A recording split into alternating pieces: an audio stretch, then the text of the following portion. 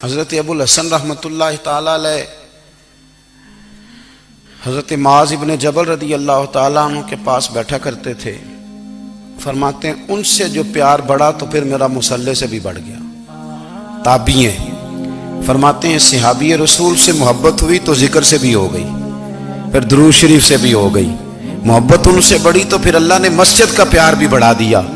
آپ فرماتے ہیں کہ میری ہر وقت طبیعت چاہتی تھی کہ بس اللہ اللہ کروں، بس اللہ اللہ کروں، بس نہ میں ذرا تھوڑی جان چھڑاؤں لوگوں سے، کوئی 10 منٹ ملے تو میں کوئی 4 نفل پڑھ لوں، میں تھوڑا سا نہ بچوں لوگوں سے، اور مجھے تسبیح ملے تو میں نہ کچھ 400-500 دفعہ استغفار پڑھوں، سبحان اللہ الحمدللہ اللہ اکبر لا حول ولا قوت الا باللہ، میں نہ تسبیحات پڑھوں۔ فرماتے ہیں کہ بچے تھے گھر میں 6-7، غربت تھی، کام ملتا کوئی نہیں تھا، اور میں کام چور نہیں تھا، کام ڈھونڈتا تھا، پر اللہ کی قدرت کے کام نہیں ملتا تھا۔ فرماتے ہیں کہ میں نے ایک دن اپنی اہلیہ سے کہا کہ آج میں پھر جاتا ہوں کام ڈھونڈنے، تو میری بیوی بڑی فرما بردار تھی، پر اس دن نہ غربت کے ہاتھوں تنگ آ کے کہنے لگی آج نانا کوئی تو چیز لے کے آیا، تو مجھ سے بچوں کی بھوک نہیں دیکھی جاتی، یہ سب روگاں دا روگ محمد جس دا نام غریبی، کنڈ بلا کے لنگ جاندے نہیں دوست یار قریبی، آج نہ کچھ لے کے آیا تو میں بچے لے کے میکے چلی جاؤں گی۔ شیخ فرماتے ہیں کہ میں بڑا پریشان گھر سے نکلا، پر میں نے صبح سے لے کے زور تک کام ڈھونڈا، کام ملا کوئی نہیں، تو میرے دل میں خیال آیا چلو کام نہیں ملتا تو اللہ اللہ تو کرے نا، چلو بندوں کی مزدوری نہیں ملتی تو رب کریم کی عبادت ہی کرتے ہیں۔ فرماتے ہیں کہ میں نے نا فرات کے پانی سے وضو کیا، نہر کے، شدید دھوپ تھی، ساتھ ریت تھی اور ریت تپ رہی تھی، میں نے اپنا رومال وہیں مصلی کے طور پر بچھا لیا، اور فرماتے ہیں کہ زور سے لے کر عصر تک نماز پڑھی، دھوپ بھی پورے زور پہ، پر میرے سجدے کا ذوق بھی پورے زور پہ۔ فرماتے ہیں سورج بھی چمک رہا ہے اور رب کی عبادت کا ذوق بھی پورے زور پہ، میں سجدہ کروں تو پھر میرا اٹھانے کو جی نہ چاہے۔ میرے استاد لکھا کرتے تھے، یہ ان کا شعر ہے، وہ کہا کرتے تھے مجھے سوز دے، مجھے ساز دے، اور مجھے نیم شب کا نیاز دے، دم سجدہ خود کو میں توڑ دوں، مجھے ایسا ذوق نماز دے، اور میں تیری بہار کا پھول ہوں، میں کھلا بھی ہوں تو تیرے لیے، مجھے میری شاخ سے توڑ لے، مجھے اپنی زلف کا ناز دے۔ بھائی فرماتے ہیں کہ عصر تک میں نے نفل پڑھے، دل ڈھلنے لگا، عصر کی نماز پڑھی اور میں وہاں سے چلا۔ اب میں جب نکلنے لگا تو دل میں خیال آیا کہ چھوٹی چھوٹی دیواریں ہیں گھر کی، بغیر کچھ لیے جاؤں گا تو بیوی دور سے دیکھے گی تو شور کرے گی کہ پھر خالی ہاتھ آ گیا ہے۔ کہتے میں نے اپنے اسی رومال میں جس پہ میں نے نماز پڑھی تھی نا، رومال میں کی آخی دے پنجابی جسافہ کہتے ہیں، اسی میں نا میں نے کچھ ریت بھر لی کہ وہ دور سے دیکھے گی تو سمجھے گی کچھ لے کے آیا ہے، چلو جا کے اسے بتا دوں گا کہ آج پھر مزدوری نہیں ملی۔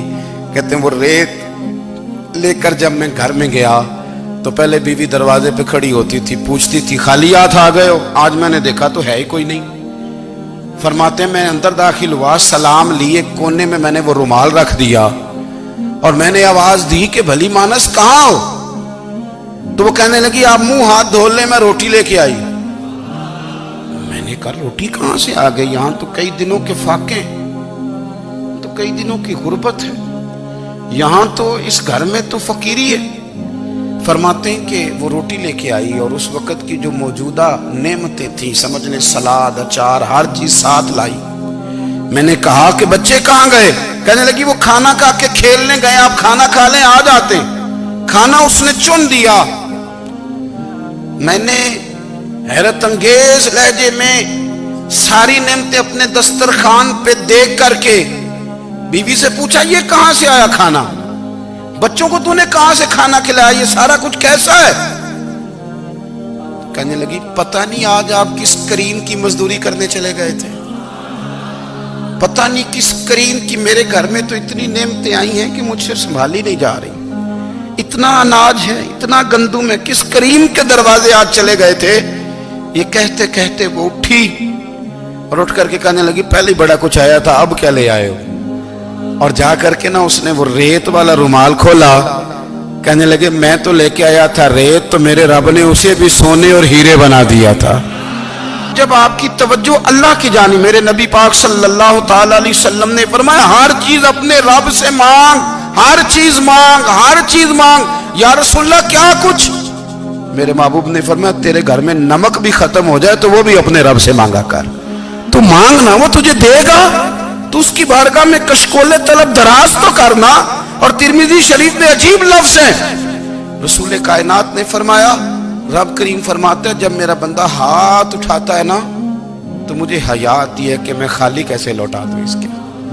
اتنے بڑے بادشاہ کی بارگاہ میں، او بھائی لوگوں سے عزتیں تلاش کرتے ہو تو وہ کیا تمہیں عزت دیں گے؟ وہ تو کل اچھا کہتے ہیں پرسوں برا کہنے لگ جاتے ہیں۔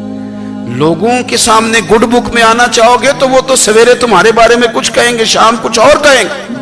اپنی روحانی زندگی آباد کریں، اپنے مسلح کو وقت دیں، اور دنیا سے چھپ کر اس موبائل کو بند کر کے اور اپنے آپ سے بھی چھپ کے اور تنہا ہو کے چھپا کے سارا کچھ اپنے آنسو اپنے رب کی بارگاہ میں پیش کریں، اس کے حضور حاضری دیں۔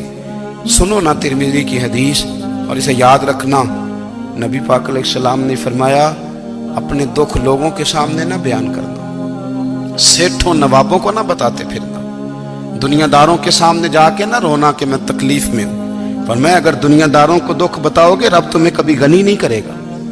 اور لوگ ہیں کہ الٹا مذاق اڑائیں گے، آپ کی جس سے بڑی پکی یاری ہے نا، پکی، وہ تب تک پکی ہے جب تک آپ نے 50,000 مانگا نہیں، اور جس وقت آپ نے کہہ دیا کہ میں مجبور ہوں میری مدد کر تو پھر ختم ہو گئی دوستی۔